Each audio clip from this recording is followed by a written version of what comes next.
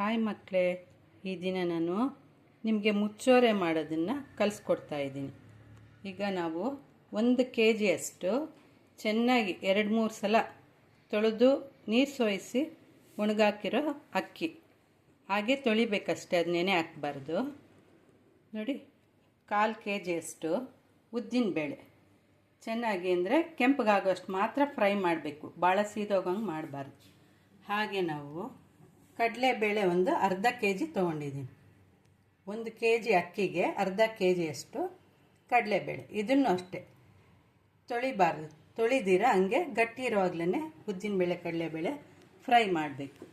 ಈಗ ನಾವು ಈ ಅಕ್ಕಿ ಚೆನ್ನಾಗಿ ಆರಿಸಿದ್ದೀವಿ. ಮಾಮೂಲು ಅಕ್ಕಿ ಕಟಕ್ ಕಟಕ್ ಅನ್ನುತ್ತಲ್ಲ, ಆ ಥರ ಅದು ಸದ್ದಾಗಬೇಕು.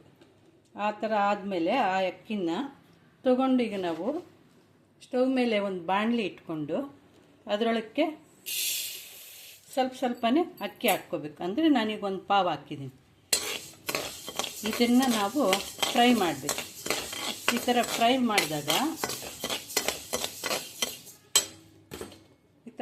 ಮಾಡಿದಾಗ ಅದು ಇಡೀ ಬೆಚ್ಚಗಾಗಬೇಕು.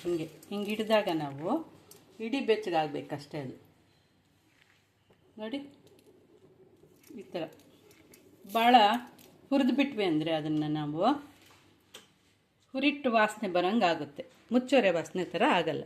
ನಾವು ಚಕ್ಲಿ ಮಾಡಬೇಕಾದ್ರೂ ಅಷ್ಟೇ, ಅಕ್ಕಿನ ಇದೇ ರೀತಿ ತೊಳ್ಕೊಂಡು ಉದ್ದಿನಬೇಳೆನ ಹುರಿಬಾರ್ದು, ಅಕ್ಕಿ ಮಾತ್ರ ಇಡೀ ಬೆಚ್ಚಗಾಗಂಗೆ ಹುರಿದು ಹಾಕಿ ನಾವು ಅದನ್ನು ಆಮೇಲೆ ಗಿರಣಿಗೆ ಕೊಡಬೇಕು. ಗಿರಣಿಗೆ ಕೊಡೋವಾಗ ನಾವು ಅಕ್ಕಿ ಮತ್ತು ಕಡಲೆಬೇಳೆ ಉದ್ದಿನಬೇಳೆ ಎಲ್ಲ ಮಿಕ್ಸ್ ಮಾಡಿ ಕೊಡಬೇಕು.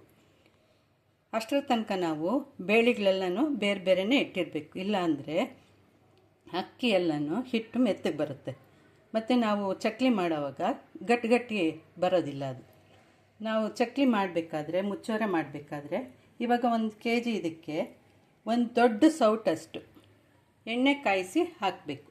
ಹಾಗೆ ಜೀರಿಗೆ ಮತ್ತು ಎಳ್ಳು 2 ಸೇರಿಸಿ ಹಾಕಬೇಕು.